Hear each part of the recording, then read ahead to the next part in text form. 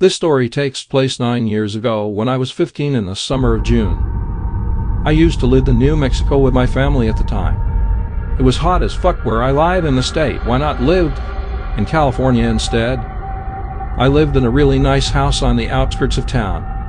I had a big ass backyard, so big that it was bigger than the house itself. And past the yard was just straight up forest, at least 20 minutes away from the G-Lynette. My brother Johnny, a Marine Corps, was on shore leave, so he would be home for a week or two. He comes home with a few of his military buddies, about 8 of them. He invited me to go camping with him and his buddies in the forest behind our house. He said I could bring a friend or two to come along, and he also told me to bring a rifle in case we were going to hunt some deer. I invited one of my best friends at the time, Sarah, who was the same age as me. She was fine coming along, even if she was the only female there. She actually really enjoyed the great outdoors. Where we were camping was at least a mile from our house on a hill surrounded by trees. But since we were on a hill, we could see our backyard from the openings. Everything is fine for the first 30 minutes. John and his friends are good people, but rowdy as hell. Sarah and I were sitting on large rocks while John and his friends were up talking to each other while drinking beer. They offered us some, and Sarah goes, "Fuck that, but I've got nothing against beer, so why not? I take one and that's it. I'm not getting drunk with 8 of them around, so who knows what the fuck could happen." But for the most part, everything was normal until I felt a strange feeling. I felt like I was being watched from the forest. I turned around just to see, but there was nothing. The sun began to set as it was at least 8 o'clock. I looked around for Johnny only to see him nowhere in sight. I was beginning to worry, but Johnny had a rifle, so he'd be fine. I just thought that Johnny just went to wander in the forest for a bit, but it was a little late for that. I started walking around the campground with Sarah. We took up spots on the edge of the campground so we could watch the guys. After 20 minutes, there are the guys running shirtless, laughing, hooting, hollering, and shit, wearing camo fatigues and hiking boots and having a good time. Sarah and I were busy with the eye candy until I felt something grab my shoulder from behind. "Fuck!" I shouted as I turned around to see what grabbed me. It was Johnny. He fucking snuck up behind me. I'm pissed off from making a fool of myself. Johnny is laughing, and so are his buddies, and of course Sarah. But I'm not about to go inside or anything. Eventually, the campsite gets moved deeper into the forest, and we can barely see our house now or even our yard. The sun was almost gone, and the sky got darker, and in the dark, the house and the yard faded from view. One of John's friends lights a fire, and the rest are still shirtless, dancing and laughing around. Usually, outside the house was lit up with the sounds of birds, owls, crickets, and shit. But it was dead fucking silent. Seriously, not a sound from anything. But we didn't care. Sarah was flirting hardcore with some of the guys. I find it gross, because I am associated with them and my brother, and they are all 21 years old or higher. As it was happening, suddenly we heard this wailing coming from the north side of us, which was higher up in the forest. It sounded like 2 people together, high-pitched and low-pitched. Everybody gets quiet. Thank God, the Marines put their shirts on and their beers away. It was very unnerving to hear because it didn't sound like any animal I would know of. What the hell was that? My brother Johnny said. "Maybe it's a bear," a Marine replied. "Nigga, when have you ever heard a bear like that?" Another Marine said. At this point, the forest gets dead fucking silent, and everybody starts to get nervous, especially Sarah. Sarah tells everybody that we should go back to the house, and she trembles while talking. Nobody does anything. "Come on, guys, we should really go back to the house." One of John's buddies, Martin, tells her to woman up and settle down. Sarah gets pissed and calms up.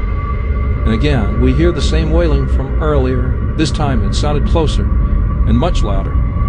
Johnny pulls out his rifle from his gunsling, pointing it in the direction of where the wailing came from. I go to get mine, but like a fucking idiot, I left it at home. There are 3 people with hunting rifles, including Johnny, and 1 person with a pistol. They cock their guns, pointing at where the sound came from. Suddenly everything reeks. I'm talking like rotten meat and vomit. The smell was so bad that one of John's friends started gagging. The hardcore Marines have been overseas for like 3 months, and he gags from that smell. This shit couldn't be good. The Marines formed up around Sarah and me, probably to protect the civilians, I guess. 8 guys with Johnny, Sarah, and me in the middle. Now, living in New Mexico, we hear a lot of Spanish horror stories and such. So there are a couple of jokes floating around about La Llorona meaning the one that cries is a popular ghost story. Sarah hates that sort of shit. She starts shouting, saying, "Shut the hell up, guys, right now, seriously." Martin tells her to cool her tits and that it's just a joke. She starts to reply, "Well, all that until the fucking fire goes out." Mass fucking panic breaks out.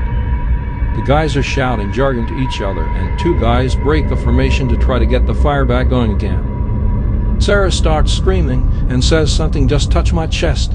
The two Marines get the fire going again and get back in formation. Sarah is sobbing, covering her tits with her arms.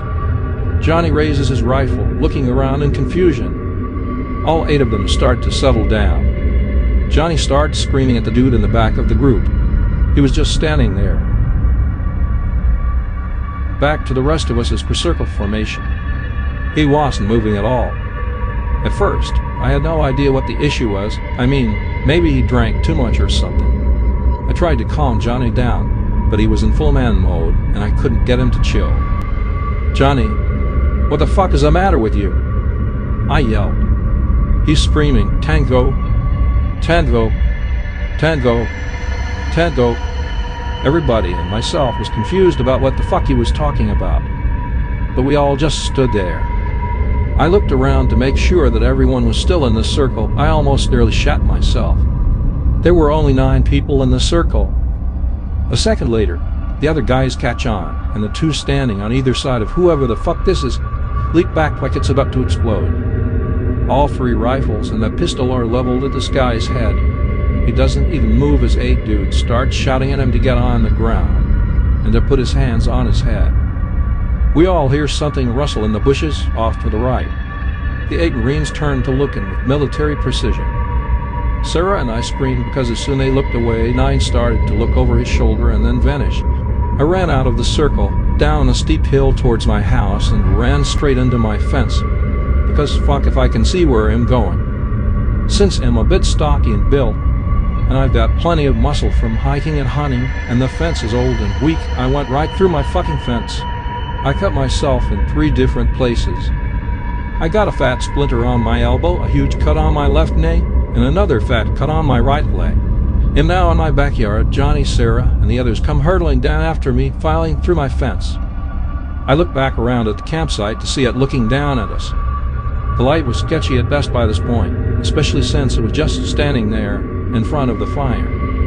But from the fence, it looked like its head was jittering back and forth on its neck like those twitchy fuckers in Jacob's Ladder. Johnny and the 2 others with rifles shoot at it. When the muzzle flash dies down, it's gone again. We all hear the wailing again, and this time, it's closer than ever. We hear this freakish, gibbering laughter like a hyena. "Shoot it!" one of the 8 yelled. Now they are wasting ammo out of fear, shooting shadows in the forest. Sarah had practically shit herself at this point. She's sobbing and screaming and trying to get me on my feet so we can get back inside the house. Johnny is yelling at the others to hurry the fuck up through the fence. When we were all in the yard, we all looked back up at the camp, seeing it was halfway down the hill, shaking like it was vomiting or something, but there was no sound or anything coming from its mouth. "Get in the fucking house!" Johnny yelled. Through the fence, we're sprinting across the yard toward our house. Johnny is pulling me along because my arm fucking hurts, and I can't do anything. We make it back inside the house. I lock the back door. The locked door was crowded by all 8 of the Marines with rifles in their hands. Johnny ran into the other room to grab my rifle, and he locked all doors and windows around the house as he went. Johnny gave me my rifle. All of us sat by the door all night because we were too damn scared to even move away. I sat trying to act as calmly as possible, and Sarah sat next to me sobbing into my shoulder. Johnny and Martin were sitting on each end of the door, peeking up through the door window every once in a while, and the others sat around us. We waited there for minutes, which felt like hours, of us staying silent, unknowing of what could happen. That's all until one of Johnny's friends says, "Guys, we have to put out that fire." Johnny starts laughing maniacally. "Yeah, right," he says. "Who fucking stupid enough to go back out there?" Then Sarah popped from my elbow. There were still tears falling from her eyes, but with a very clear voice she said, "Shit. Chet, I left my purse up there." You gotta be fucking shitting me? Johnny said. Sarah keeps bitching about her purse and keeps asking one of us to come with her. I refused as I was too fucking scared to even walk into a different room by myself. After a few minutes, Martin gets up and volunteers to come with her, as he was tired of her bitching and says, "Inside, we're just seeing shit." Martin takes a pistol with him, which who knows if it would cover him. The rest of us sit in absolute silence, praying to God that nothing bad will happen. But we all become worried each second, just knowing in our hearts that something bad would happen. 10 minutes passed, and at this point, I already knew that they were dead until we all heard pounding on the door. That spooked the living hell out of me. Everybody else jumped with fright. What the fuck? We yell, panting like we have short thins of air left. Nobody got up to answer the door. We just stayed put as we were all too scared. Until we hear Martin scream from the other side of the door, "Let me in. Come on, let me in, you faggots." Johnny unlocks the door and swings the door open, making Martin fall to the ground on his knees.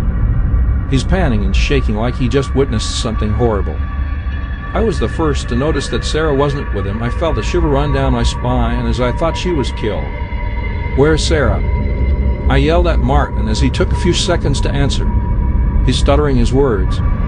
It seemed like he was trying to say, "I don't know," but no one could understand him. Again I shout, "Where the fuck is Sarah?" His eyes were puzzling and his whole face was in terror. Tears began to fall from his eyes. Johnny pulled him back towards him, trying to calm him down. After at least 5 minutes, when Johnny and the others calm Martin down, he starts talking. We were at the campsite. I started putting out the fire, and out of nowhere, Sarah starts laughing like a hyena's. Blood started drooling from her eyes, ears, nose, and mouth, and she fucking disappears. Once she vanished, I noped the fuck out of there. Johnny started to get pissed as Martin left the civilian in the forest, but honestly, there wasn't really anything Martin could do. Then both of them start yelling at each other. The others stay quiet, listening to their yapping. I started crying from exhaustion and the pain from my arm, but no one seems to care or notice. Johnny and Martin continued screaming at each other until we all heard a thump on the door, knocking, but it's horribly wrong, no rhythm or anything. It sounded like thump thump thump thump thump thump thump thump thump thump. Everybody went silent after that, now trying to listen in. And this next part made my blood turn cold. On the other side of the door, we hear in a raspy voice like something completely inhuman. Something says, I got goosebumps all over my arms, and I looked at Johnny. His face was in complete horror, and the others looked terrified as well. After a few seconds from hearing that voice, Martin shoots through the door with the pistol.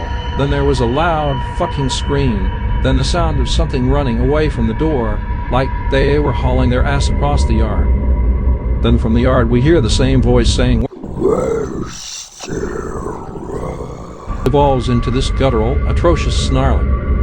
Then suddenly it was quiet. After around 3 or 4 minutes, which felt like an eternity, we hear snuffling outside the door. That same horrible smell is back. Then we hear whimpering, then giggles from just outside the door. The whimpering sounded like it was coming from a dog. Then from the bottom of the door, we hear in that raspy voice,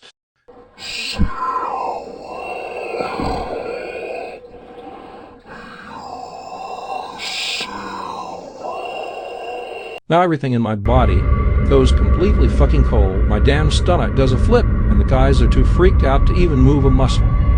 Johnny puts a rifle round through the door, but by the time he shot his rifle, the thing must have moved, because he started to hear that hyena laughter up the hill toward the forest. Johnny told me to call 911, so I do what he commands.